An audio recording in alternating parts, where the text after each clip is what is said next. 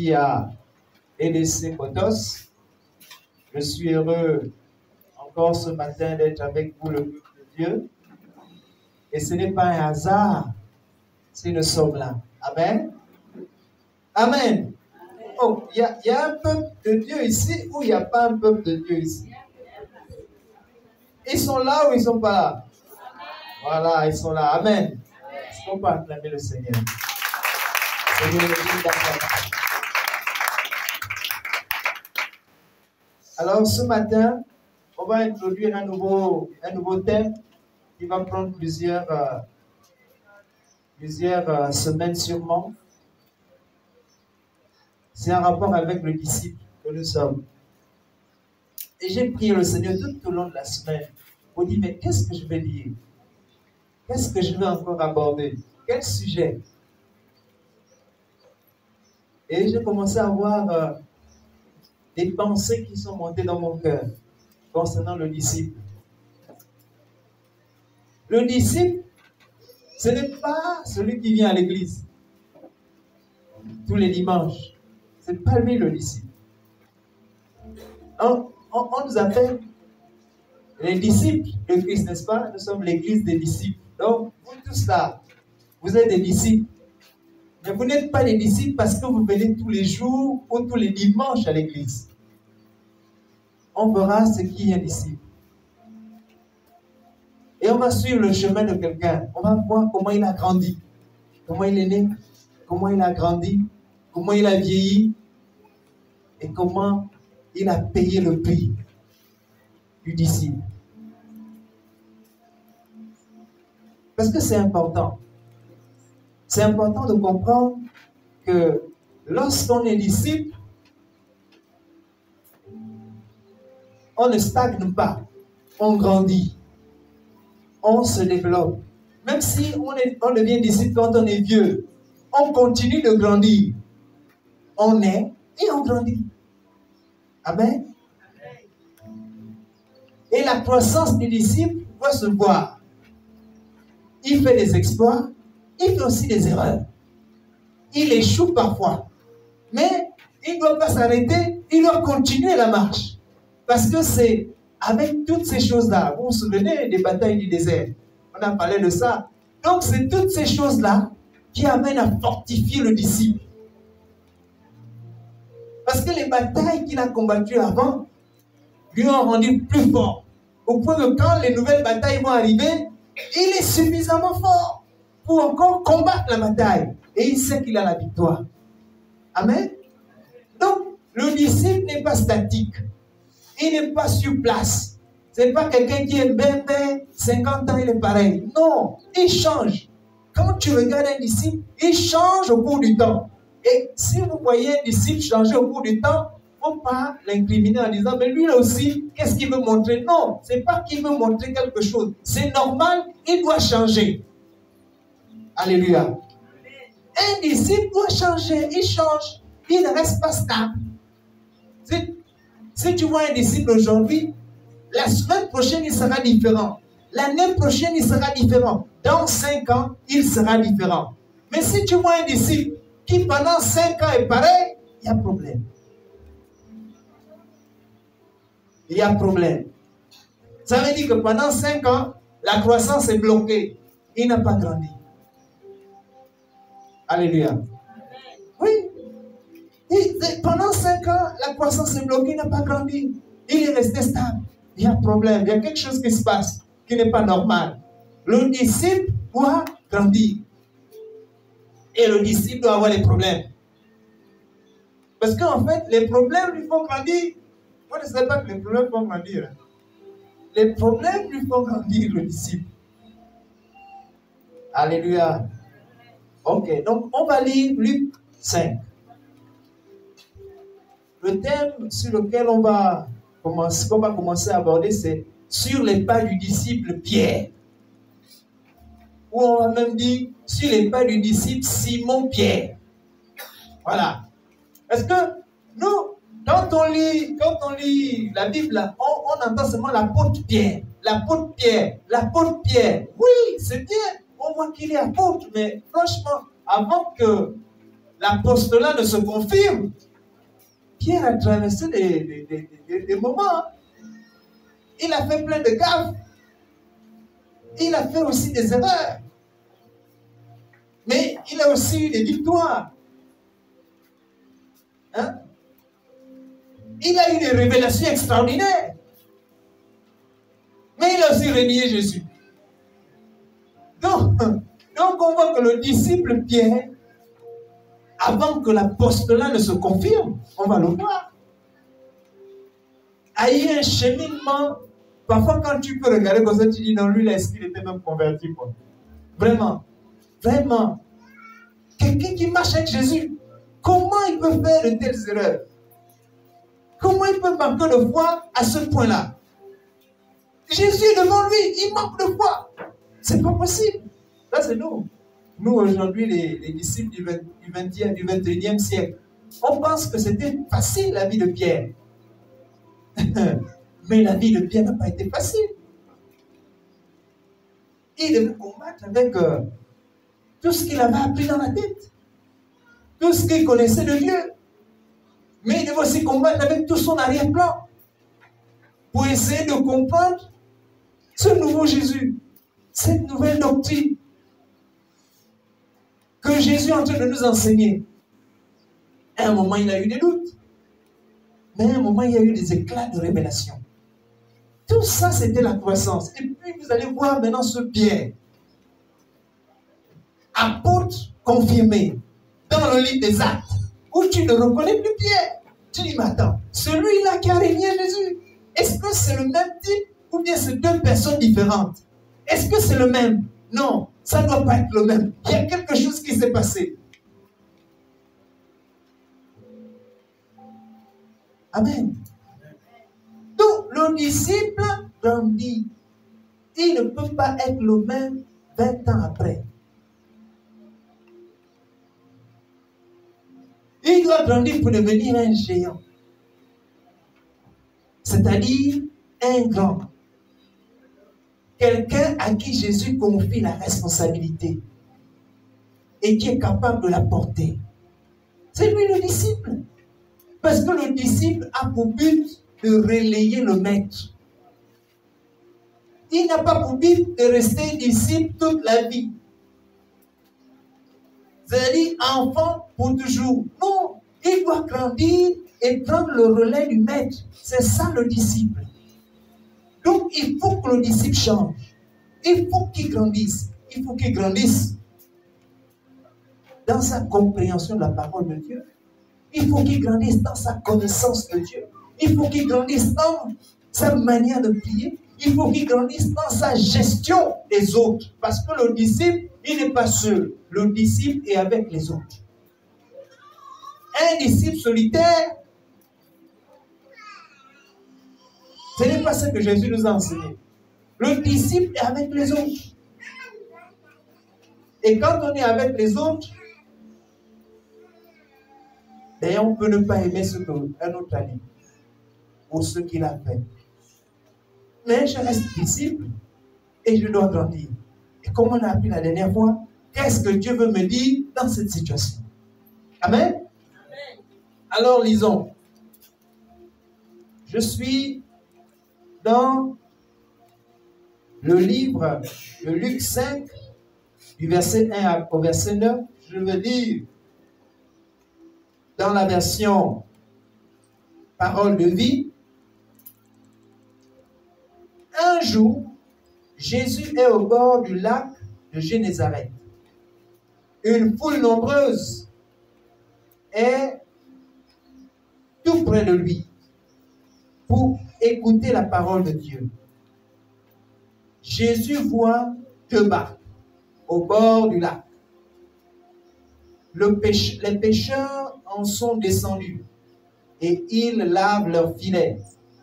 Jésus monte dans l'une des barques, celle de Simon. Il demande à celui-ci, éloigne-toi un peu du bord. Jésus s'assoit dans la barque et il se met à enseigner la foule. Quand il a fini de parler, il dit à Simon, avance là-bas, où l'eau est profonde, et jetez vos filets pour attraper du poisson. Simon lui répond, Maître, nous avons travaillé toute la nuit sans rien prendre. Mais tu nous dis de jeter les filets, je vais le faire. Ils jettent les filets et ils prennent un très grand nombre de poissons. Leurs filets commencent à se déchirer. Pour demander de l'aide, ils font signe à ceux qui les accompagnent dans l'autre barque. Ceux-ci arrivent et ils remplissent les 2 barques de poissons et les barques pleines s'enfoncent dans l'eau. En voyant cela, Simon-Pierre tombe à genoux devant Jésus et il dit, Seigneur, éloigne-toi de moi. Oui, je suis un homme pécheur. En effet, Simon et tous ceux qui sont avec lui sont effrayés parce qu'ils ont pris beaucoup de poissons. Jacques et Jean, les fils de Zébédée, qui accompagnent Simon, sont effrayés aussi. Mais Jésus dit à Simon, n'aie pas peur. À partir de maintenant, ce sont des gens que tu prendras. Alors, il ramène les barques à terre et il laisse tout et suivent Jésus. Amen. Amen. Voilà. Ça, c'est l'histoire de la première rencontre entre Jésus et Simon. Jésus sort là du désert où il a remporté la victoire. Et maintenant, il va commencer son ministère. Il commence à prêcher. Mais il sait que si le salut doit être prêché dans le monde entier, il lui faut des disciples. Il lui faut des personnes qui vont continuer son œuvre parce que lui sait qu'il n'est pas pour longtemps. Il est pour peu de temps sur la terre. Donc, il faut des personnes qui vont continuer l'œuvre, qui vont poursuivre la vision, qui vont poursuivre la mission quand lui sera parti. Alors, il se met en quête des disciples, de ses premiers disciples. Et Pierre, c'est pratiquement le premier disciple que Jésus rencontre. Une rencontre, on peut dire un peu par hasard. Parce que Jésus, on peut penser qu'il n'était pas venu pour Simon.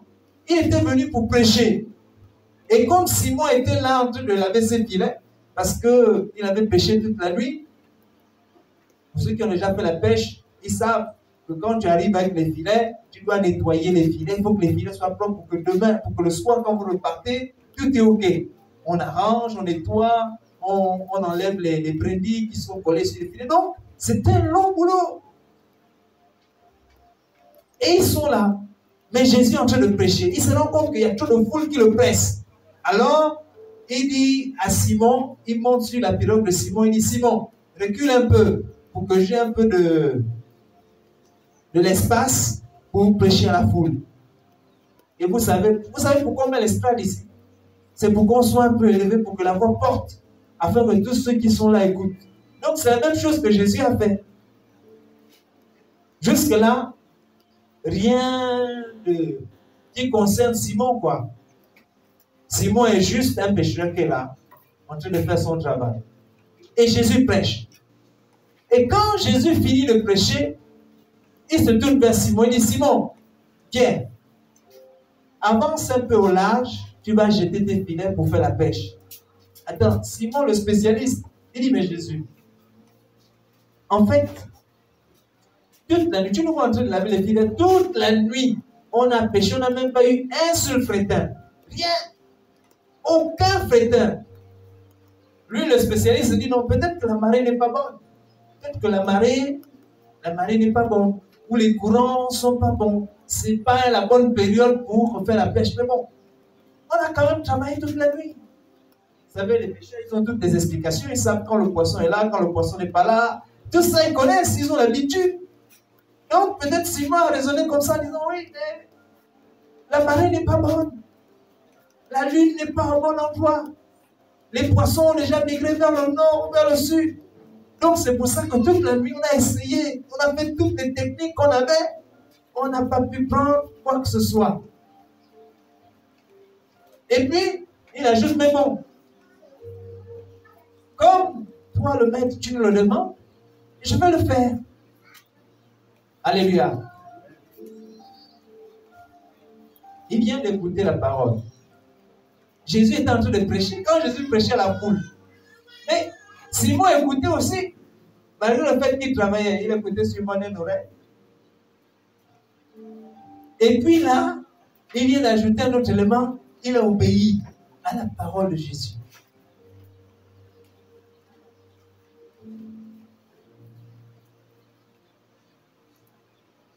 Jésus, Simon entend la parole.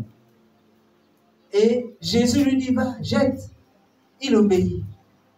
Et la Bible dit que quand ils sont allés, ils ont jeté les filets et ils ont pris une quantité de poissons qu'on ne pouvait pas imaginer, que eux-mêmes ne pouvaient pas imaginer.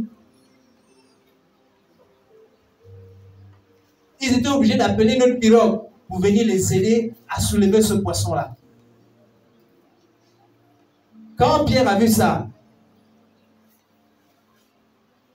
il vient de comprendre qu'en fait, ce qui s'est passé, c'est quelque chose de miraculeux.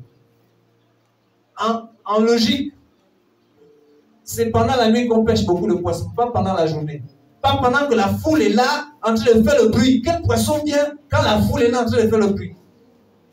Mais les gens qui sont venus pour écouter la parole, ils font le bruit. Et quand Jésus prêchait, il faisait aussi le bruit. Les poissons fuient le bruit. Ils vont au large. Simon se rend compte, non, il y a quelque chose. Je suis spécialiste. Je maîtrise la mer. Le poisson, je sais. La pêche, je sais. Mais là, il y a eu quelque chose de divin. Il y a eu une action divine. Dieu est intervenu à ce niveau. Ce n'est pas possible qu'à cette heure de la journée, on ait autant de poissons. Alors, qu'est-ce qu'il fait? Il tombe à genoux. Il reconnaît, on dit, Seigneur, éloigne-toi de moi. Je suis un homme pécheur. Éloigne-toi de moi. Je suis un homme pécheur. Je ne mérite pas que tu sois à mes côtés. Je ne mérite pas que tu sois proche de moi. Je ne mérite pas que tu te rapproches de moi. Je ne mérite pas d'être ton disciple. Parce que ma vie est une mauvaise vie. Ma vie est une mauvaise vie.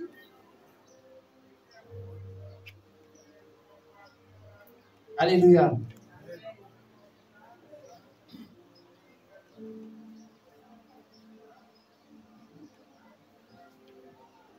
Donc, avant d'être disciple,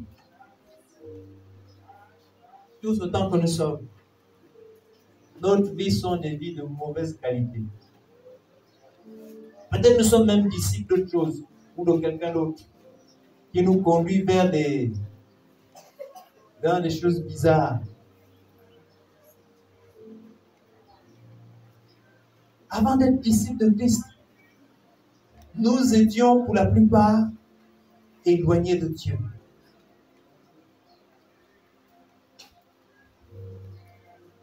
Nous avions fait des choses qui ne méritaient pas que quelqu'un s'intéresse à nous.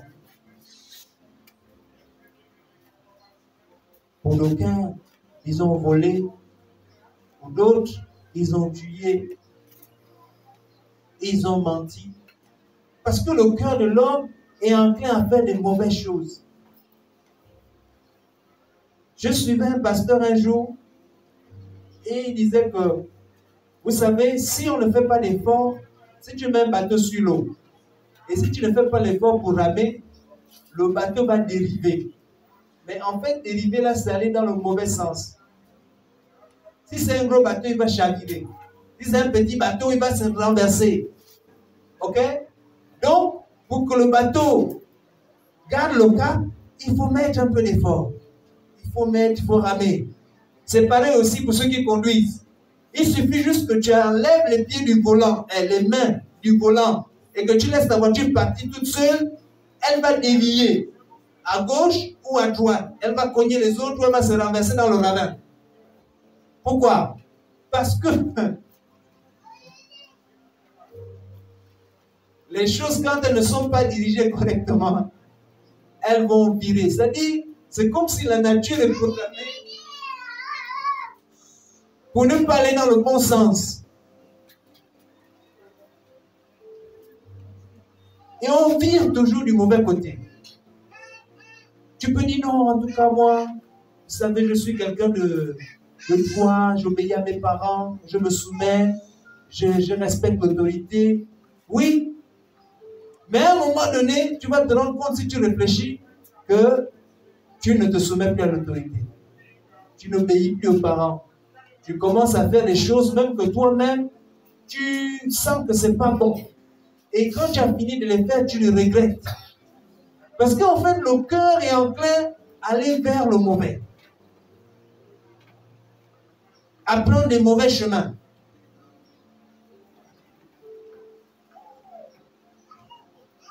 Un mari fidèle, il devient infidèle. Un étudiant travailleur, il devient tricheur. Parce qu'à un moment donné, il se rend compte qu'il n'a plus travaillé et que l'examen s'approche. Alors, il faut chercher le carreau. Et il triche. Parce qu'il n'a pas gardé l'effort nécessaire pour maintenir le cap. Amen. Donc, en réalité, nous tous que vous voyez là, avant d'être disciples, nous étions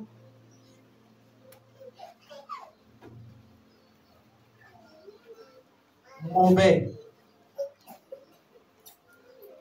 méchants. Et si on essaie de faire notre épopée de quand nous n'étions pas encore chrétiens, tu revois les exploits que les uns et les autres faisaient. Et peut-être il y en a encore là qui font ces exploits-là, dans le mauvais sens. Le mauvais palmarès. Le palmarès du meilleur voleur du quartier. Ou du meilleur braqueur du quartier. Ou de la fille qui a le plus de gars au quartier. Parce qu'il y a la liste. Tel c'est bon coucher, tel c'est bon coucher, tel c'est bon. Et les jeunes garçons aussi. Le palmarès du gars le plus, on appelle ça, le plus charmant, le plus charmeur. Non, c'est Lucky Luke. Vous connaissez Lucky Luke? Voilà. C'est-à-dire, à tout bout de champ, il tire. Le Lucky Luke, il ne rate pas sa cible. Il est tellement bon. Donc, il a aussi la liste pour cocher tous les noms. Du coup, quand il passe au quartier, c'est tout. Et puis, le quartier, là, c'est bon. Il a réglé l'affaire. Mais qu'est-ce que la Bible dit? La Bible dit que Jésus n'est pas venu pour chercher les personnes qui sont en bonne santé. Il est venu chercher ceux qui sont malades. Donc, un disciple, il était malade. Il était malade. Il était éloigné de Dieu. Il était perdu. Et c'est pour ça que Jésus est venu vers lui. Pierre était perdu. Pierre. Il était perdu. Il était égaré. Lui-même, il le reconnaît.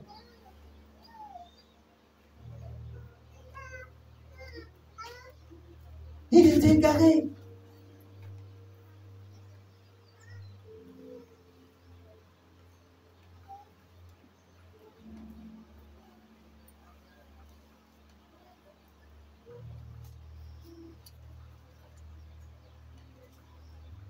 Jésus est en train de prêcher la bonne nouvelle. Et Pierre écoute cette bonne nouvelle. C'est comme nous. Nous avons écouté la bonne nouvelle de Jésus. Du salut. Le salut par la foi. de Jésus qui ôte le péché du monde et qui fait de nous des personnes nouvelles.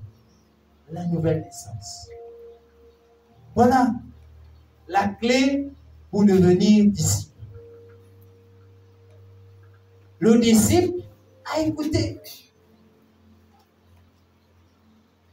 Il était mauvais avant, oui. Mais dès qu'il a rencontré Jésus, Jésus a changé sa vie. Amen.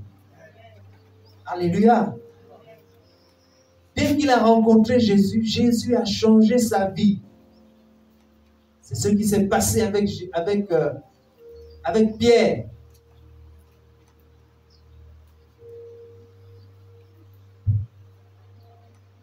Donc, premièrement, qu'est-ce qui s'est passé? Pierre était mauvais avant. Mais Jésus est venu enseigner. En fait, quand Jésus est arrivé là, moi je crois qu'il n'est pas venu par hasard. Il n'a pas rencontré Pierre par hasard.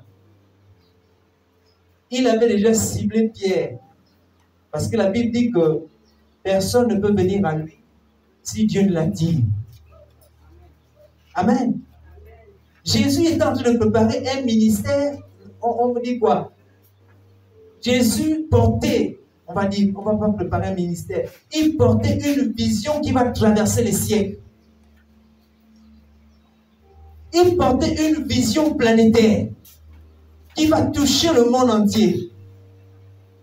Et il savait qu'il faut qu'il le confie à quelqu'un qui soit capable de prendre le relais. Et donc, il ne s'est pas approché là, il n'est pas venu à ce lac-là, ce jour-là, fortuitement, par hasard.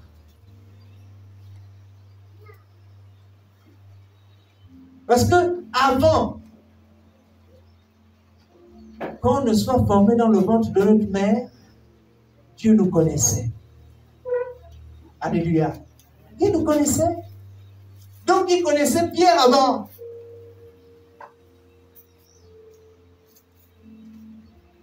Pierre a vécu sa vie. Dieu le connaissait. Jésus est né. Pierre était déjà là.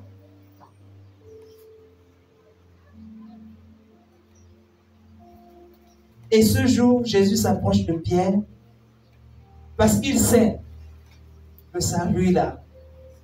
Et je veux confier la mission de prendre le relais. Alléluia. Il va lui dire plus tard, tu es Pierre. Amen. Et sur cette pierre, je bâtirai. Donc, ce n'est pas un hasard. Dieu ne fait pas de... Il n'y a pas de hasard. Le jour où Dieu t'a rencontré, il t'a cherché déjà depuis longtemps. Toi, tu penses même que, non, moi, je suis venu à l'église, et puis c'est bon. Non, tu n'es pas venu à l'église, et puis c'est bon. Jésus, Dieu t'avait déjà vu. Et il t'a attiré là où tu es venu, pour te rencontrer. Parce que Jésus veut te rencontrer pour que tu deviennes son disciple. Jésus a ardemment cherché à te rencontrer. C'est un désir profond de Jésus, du Seigneur, de te rencontrer pour que tu deviennes son disciple. Malgré tout ce que tu faisais, malgré toutes les erreurs, malgré tous les problèmes que tu as engendrés à la maison, au quartier, dans la ville, dans la cité, les problèmes de famille que tu créais, parce qu'il y avait les grossesses bizarres, et puis les papas étaient fâchés contre les filles, ainsi de suite. Dieu voyait.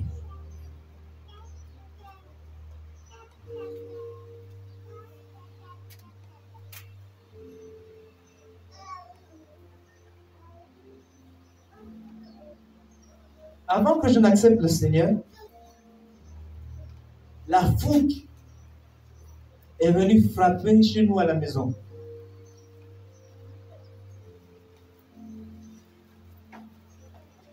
J'étais un jeune garçon, je devais avoir 17 ans déjà. Et puis la foudre a frappé à la maison. Ma soeur et moi avons été touchés. J'ai une grosse brûlure. Le fruit de la foudre. Ma soeur aussi. ma grande sœur. Les deux avons été frappés. On n'avait pas de télé à la maison. Et donc, on passait le temps, les soirées, à jouer au Ludo. Et ce jour-là, il y avait une petite pluie, vers 19h. Et pendant qu'on était en train de jouer au Ludo, les lumières se sont éteintes tout d'un coup. Et puis, on a juste entendu un son fracassant. Vous connaissez le son du tonnerre. Et dès que le tonnerre s'est arrêté, les cris se sont levés à la maison. Moi-même, j'étais en train de crier, ma soeur était en train de crier, tout le monde était paniqué. La foudre venait de frapper notre maison. C'était une maison en planche. Donc, la foudre venait de frapper et ça nous a touchés. On a été brûlés. Sur le champ, on s'est débrouillé à l'hôpital et on nous a prescrit des pommades parce qu'on ne peut rien faire. Il faut laisser que ça guérisse. Il n'y a rien à faire. Heureusement, on n'est pas mort. Parce que, vous connaissez, la décharge d'une foudre, c'est plus que le courant de la maison. C'est 100 fois plus que le courant de la maison. On s'approchait de Noël. Je crois que c'était vers le 14. C'était vers le 14 ou entre le 13, entre le 10 et le 13, que la foudre a frappé à la maison. Logiquement, je serais mort ce jour-là. Mais Dieu m'a préservé. Je ne le connaissais même pas encore. Je ne le connaissais même pas encore. Dieu m'a préservé ce jour-là. Voici un incident conscient. Moi-même, j'étais conscient.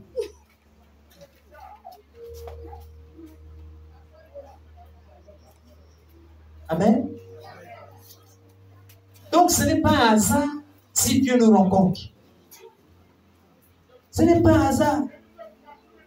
Je suis resté 2 semaines à la maison, paralysé. Je ne pouvais pas me lever, je ne pouvais pas sortir. C'était la période où à l'école, on corrigeait, on calculait les notes. J'avais eu 14 de moyenne, mais même mes 14 de moyenne ne faisaient rien. J'étais amorti par la foudre. On a proclamé, je ne suis pas parti. Et puis, vous savez quoi? Le Noël qui a suivi, le Seigneur est venu me rencontrer. Quand je me suis rétabli, l'une des premières sorties importantes, c'était pas pour aller à l'école, c'était pour aller au réveillon de Noël.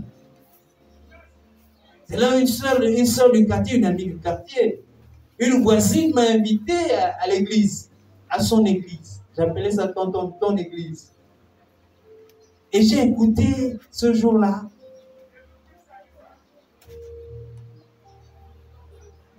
Les disciples de Christ, moi je n'étais pas encore disciple à l'époque, parler de Jésus, chanter Jésus, danser Jésus, témoigner Jésus par des sketchs. Et puis un appel à la fin pour dire, tout ce que vous avez écouté, c'est que Jésus sauve. Si vous êtes là et que vous voulez vous donner votre vie à Christ, veuillez vous lever. Et puis dans mon cœur, je dis non. Moi, je suis venu accompagner la jeune fille, donc je ne vais pas quand même me lever maintenant. Mais je sens, il faut que je me lève. Mon cœur me dit, lève-toi. Je dis non, je ne veux pas me lever. Moi, je suis venu ici, un seul but, c'était accompagner la jeune demoiselle. Il faut que je sois galant. Voilà, c'est l'objectif pour lequel je suis venu. Le reste, et je suis rentré chez moi. Et puis j'ai passé une semaine difficile. Parce que le fait d'avoir refusé de me lever pour dire oui à Jésus, c'est comme si j'avais raté toute ma vie. Je voyais défiler toutes les mauvaises choses que j'avais faites toute la semaine. Elles défilaient devant moi. J'étais bouleversé, chamboulé, choqué. Et j'avais l'impression que j'avais perdu toutes les possibilités du monde d'accepter Jésus. Parce que je me disais que c'est difficile d'accepter Jésus, qu'on attend que des événements exceptionnels, comme Noël. Et j'ai lutté avec ça toute la semaine. Et le vendredi, en fin de semaine, je dis non. La fille là m'a amené à son église. Maintenant, je me sens plus bien. Il faut que j'aille la voir. J'ai appelé, j'ai dit, bon, toi, tu m'as amené à ton église là. Depuis le début de la semaine, je suis perturbé. Je ne me sens pas bien. Moi, j'ai juste une question à te poser. Est-ce qu'on accepte Jésus seulement pendant Noël? Ça me fait rire. Mais moi, c'est ce que je croyais. Je croyais qu'on accepte Jésus seulement pendant les fêtes de Noël. Elle m'a dit, non, non, non, non, t'inquiète pas, t'inquiète pas. Demain, à la réunion des jeunes, tu viens. Tu vas accepter Jésus. Alors là, j'étais heureux. C'est-à-dire, j'attendais ce demain-là avec vraiment beaucoup d'impatience. Et puis, le lendemain, le samedi, je suis allé. Ça devait être peut-être le 1er ou le 2. J'ai accepté Jésus comme mon sauveur et mon Seigneur. Amen. On pourrait dire que c'est la fille qui m'avait invité. Mais en fait, Dieu m'attendait là-bas depuis longtemps. Ce n'était pas un hasard. Ce n'était pas un hasard si je n'étais pas mort avec la foudre. Dieu voulait que je devienne son disciple. Il voulait que je devienne disciple de Christ.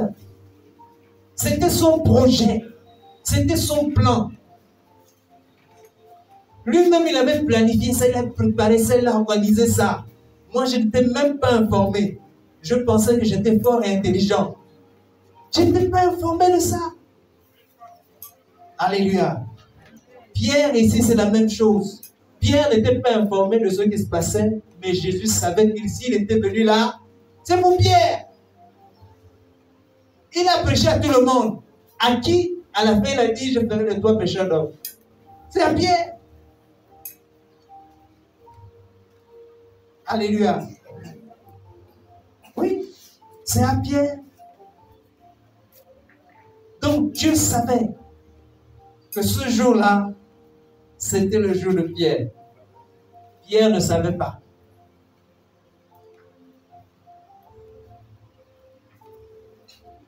Donc, qu'est-ce que je veux dire?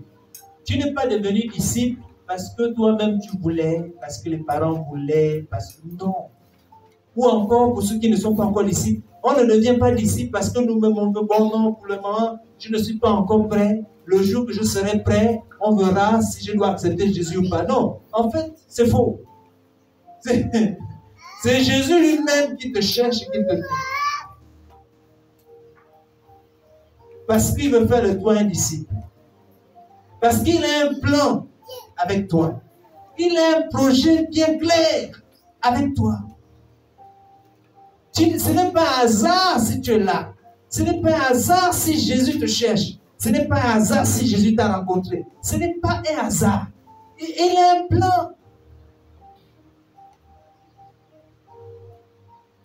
Alléluia. Donc, tu es dans le plan de Dieu. Toi, tu fais partie du plan de Dieu. Peu importe les problèmes que tu vois chez toi. Tu dis, moi là, je ne sais même pas si Dieu peut me pardonner. Moi que vous voyez là, je ne sais même pas si je peux faire quelque chose de bien dans ma vie. Peut-être qu'on t'a même répété ça à plusieurs reprises. Lui là, il ne fera jamais rien de bon dans sa vie. C'est un raté. C'est un vaurien. Celle-là, elle ne pourra jamais être une femme stable dans sa vie. Elle ne peut pas s'en sortir. De toutes les façons, même dans sa famille, les gens sont comme ça. Donc, il n'y a rien à faire. C'est des gens maudits. Tout ça, c'est les mots qu'on entend, qu'on nous dit. Les uns et les autres. Non, ces gens-là, c'est des gens maudits. Dès que tu rentres, dès que tu es en contact avec lui, il va t'amener des problèmes. Oui, peut-être que tu es comme ça. C'est même ton cas. C'est-à-dire que toi, dès que tu te mets avec les autres, il y a des problèmes. Mais ce n'est pas un hasard si Christ t'a rencontré. C'est parce qu'il a un plan. Et ce n'est pas le plan des problèmes. C'est le plan des solutions. Le projet de Dieu est un projet des solutions. C'est pour ça qu'il veut faire de toi son disciple. Ou c'est pour cela qu'il a fait de toi son disciple. Attends, pour ceux qui lisent la Bible, regardez un peu Pierre. Est-ce que Pierre n'est pas quand même un type à problème? Hein? Il y a Jésus. Jésus, non! Tu ne vas pas mourir. Il refuse que Jésus accomplisse le plan que Dieu lui a envoyé. Il dit non, non, non, Jésus, tu ne vas pas mourir. Jamais.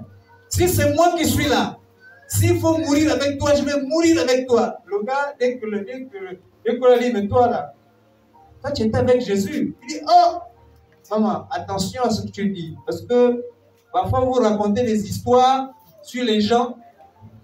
Tu m'as vu avec ce monsieur-là.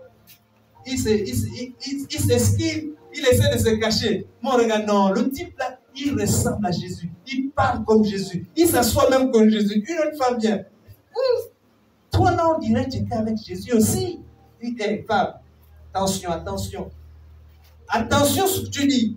Hein? C'est comme ça que vous allez raconter avec les noms des gens n'importe où. Est-ce que tu m'as vu avec lui? Il va encore. Il se cache à un autre endroit. Et notre servant dit non, le type là était avec Jésus. Quand je le vois, il a la bouille même de Jésus. C'est pas possible.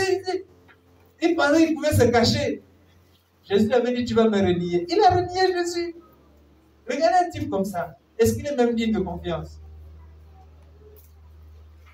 Hein? Est-ce qu'il est digne de confiance? Si c'était vous, tu dis non, ce type là n'est pas digne de confiance. Je ne peux pas lui faire confiance. Quelqu'un qui renie son maître. C'est ce même Pierre, on va voir dans la suite. Jésus est mort, il est ressuscité. À un moment donné, il dit les gars, repartons à la pêche. Là, on a assez fatigué avec Jésus là, repartons à la pêche. Il amène tous les autres disciples à la pêche. Ils se retrouvent en train de pêcher le poisson. Et comme le premier jour, ils n'ont rien attrapé. Il a fait l'intervention de Jésus encore une fois de plus. Vous voyez un gars comme ça? C'est un gars à palabre. Donc, est-ce que tu es un gars à palabre ou tu es une fille à palabre? Mais ce n'est pas un problème parce que Jésus, lui, il aime les gens comme ça. Ce sont des disciples. C'est eux les disciples. Regardez bien.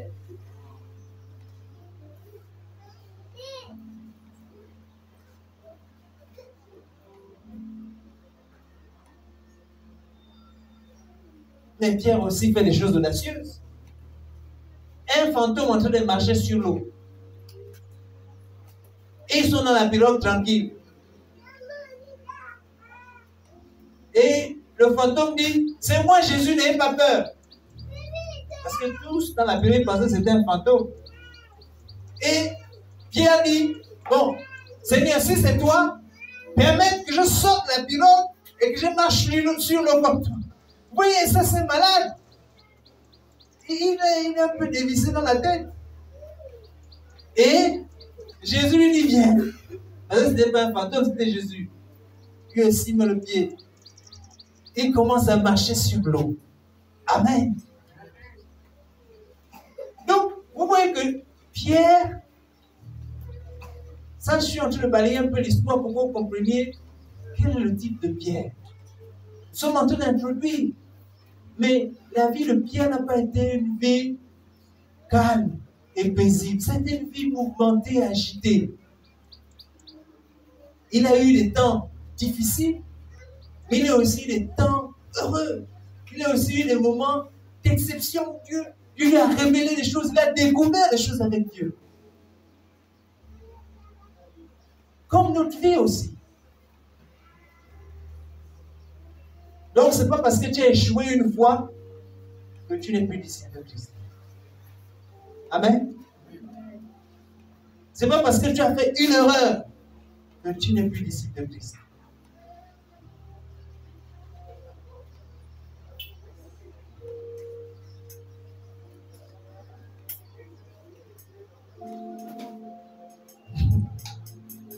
Je vais encore aller plus loin. Ce n'est pas parce que tu vis bancalement que tu n'es plus disciple de Christ. C'est-à-dire, un coup ça marche, un coup toi-même tu doutes si tu es chrétien. Ou si tu es chrétien. Et non, vraiment. C'est sûr que je vais à l'église, mais vraiment. Je me demande si je suis chrétien. Je me demande même si j'ai même encore le droit d'aller à l'église. Oui, il y a des gens comme ça. Même toi-même à la maison. Ici, là, nous tous on fait bonne figure. Toi, on est toujours bien coiffé, bien habillé, bien maquillé, avec la cravate, la dernière veste et tout. Mais parfois, quand on se retrouve à la maison, toi-même, assis, tu penses à toutes les choses que tu fais, que tout le monde ne voit pas. Tu te dis, ah, quand même là, on dit que je suis disciple, mais quand même, je sais pas si je suis un disciple de Jésus, fais les choses que je fais. Tu es toujours disciple de Jésus. C'est pour ça que tu dois grandir. On a dit le disciple grandit. Il doit changer. Il évolue. Il progresse. Et s'il doit progresser, mais parfois il échoue. Parfois il se trompe. Parfois il fait des erreurs. Parfois, le diable le touche. Parfois il succombe à la tentation même. Mais il ne reste pas assis, il se relève et il continue. C'est lui le disciple.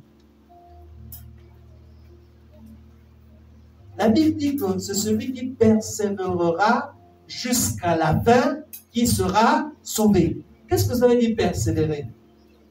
L'autre a dit c'est percer et puis voir. Tu perces d'abord. Pour percer, c'est dur. Et vous voyez le mur là. Pour percer ça, il faut soit il faut la perceuse.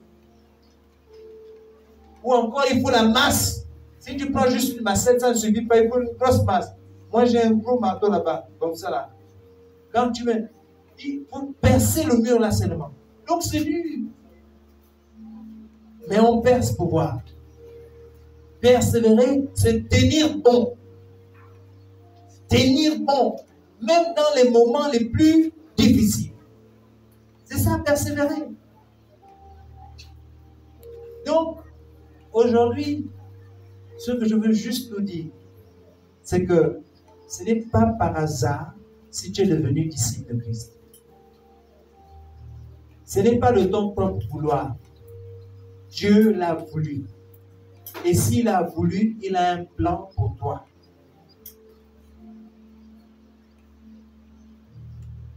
Donc, ne néglige pas ce que Dieu considère comme important.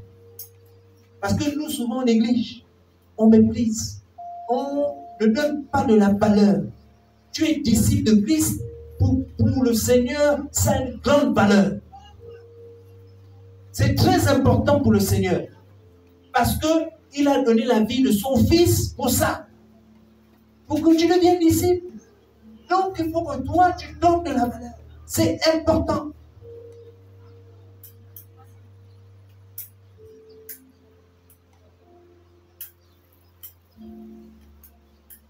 Amen. Donc, le jour de la rencontre de Christ et de Jésus n'était pas un hasard. Plus que ce même jour-là, Jésus n'a pas attendu qu'il grandisse, qu'il devienne adulte pour lui donner même son appel. Non. Le même jour, Jésus a prêché la parole. Jésus a donné une instruction à Pierre. Pierre a obéi à l'instruction. Et Pierre a vu un changement radical dans sa vie, c'est-à-dire un miracle, quelque chose qui ne pouvait pas se faire naturellement, physiquement. Il fallait l'intervention de Dieu. Le miracle. Un changement miraculeux, il a vu ça.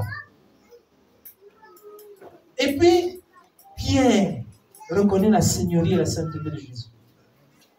Il s'incline jusqu'à terre. Et il reconnaît ses péchés. Il reconnaît qu'il est méchant. Il reconnaît qu'il est pécheur. Et qu'il a besoin. Parce que reconnaître ses fautes, c'est reconnaître qu'on a besoin d'aide. On a besoin de secours. C'est ce qu'on appelle la repentance. Amen. Et quand, à la fin, on a lu, voici ce que Jésus dit à Pierre.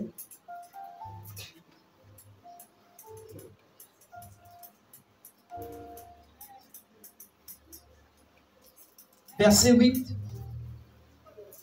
En voyant cela, Simon-Pierre tombe à genoux devant Jésus et lui dit, Seigneur, éloigne-toi de moi. Oui, je suis un homme pécheur.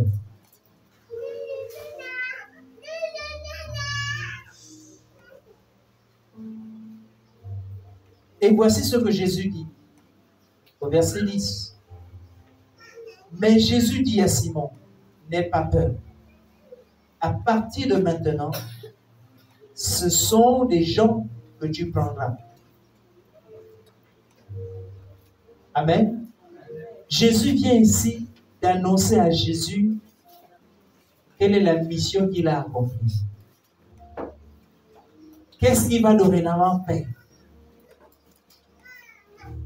Pourquoi, en fait, quel est le plan, quel est le projet pour lequel Jésus vient de le rencontrer? Pourquoi est-ce que Jésus s'est approché? C'est pour que Pierre devienne un pêcheur d'hommes. Pierre devienne un pêcheur d'hommes. C'est ça. C'est pour ça. Et regardez l'histoire de Pierre. Pierre est devenu un pêcheur d'hommes.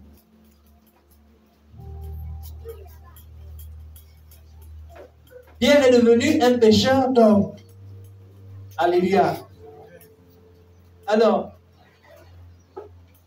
pour retenir, qu'est-ce qui s'est passé lors de la première rencontre entre Jésus et Pierre?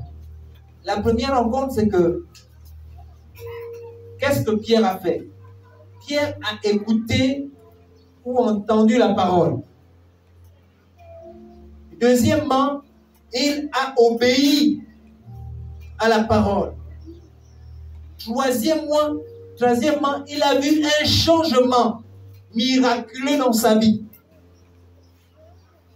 Quatrièmement, Pierre a reconnu qu'il était pécheur.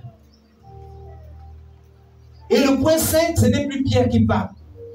C'est Jésus maintenant qui prend le relais et dit, Pierre, n'aie pas peur. À partir de maintenant, tu seras un pécheur d'hommes.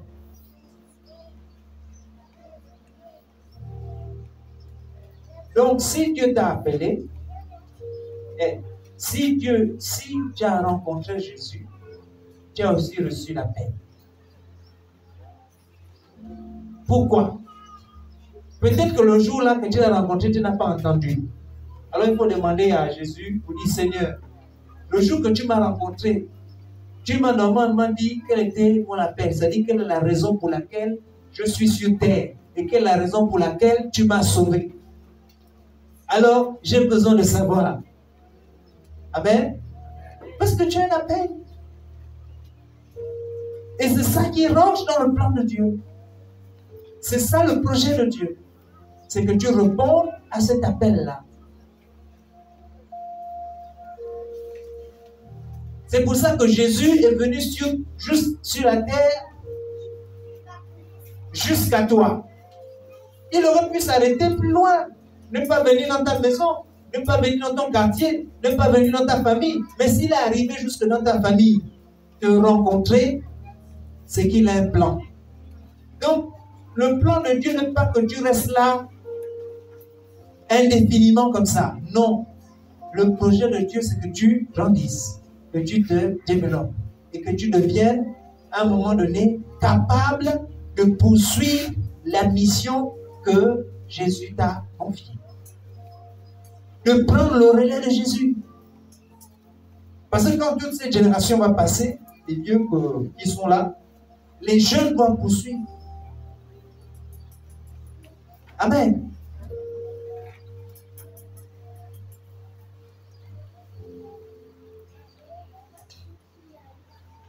Nous allons poursuivre dans les prochains jours, les prochaines semaines, avec ce cheminement sur la vie de Pierre. On va voir parfois les échecs que Pierre a eus. mais aussi les révélations qu'il a eues, les actions même qu'il a posées. Essayez de suivre, dans tout cela, suivre le chemin du disciple. Par quoi le disciple peut passer?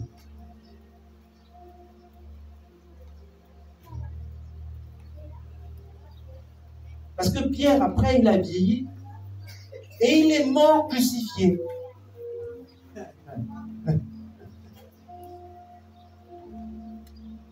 Comme le maître. Sauf que quand on l'a crucifié, il a dit non, je refuse qu'on me mette la tête en haut comme mon maître, Jésus. Je préfère qu'on me mette la tête en bas. Donc, on a renversé, il a mis les pieds en haut et les bras et la tête en bas. Donc, vous voyez,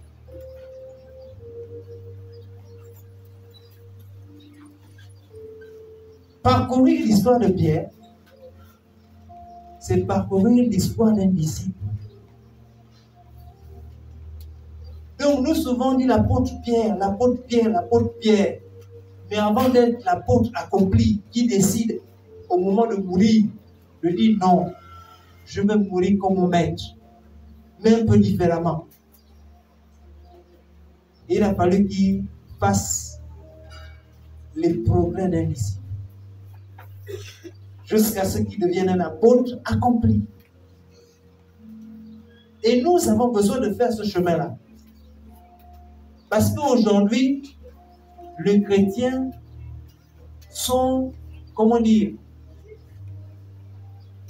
les chrétiens sont beaucoup dans ce qu'ils appellent le christianisme gospel, c'est-à-dire le christianisme de la foule.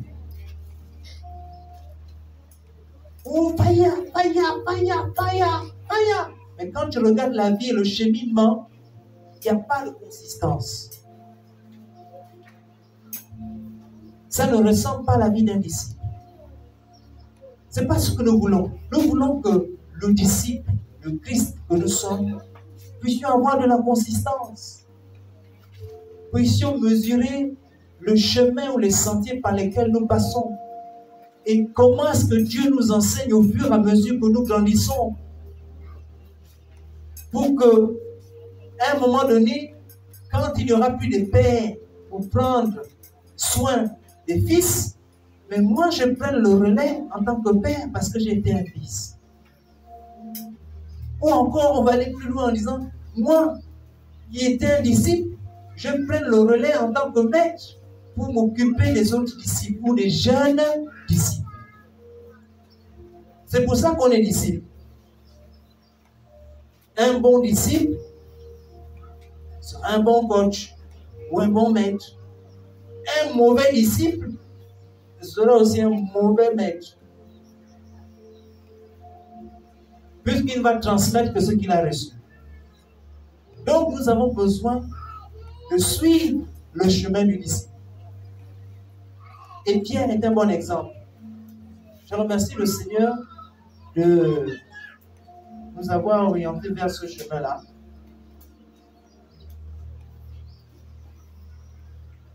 On va prier.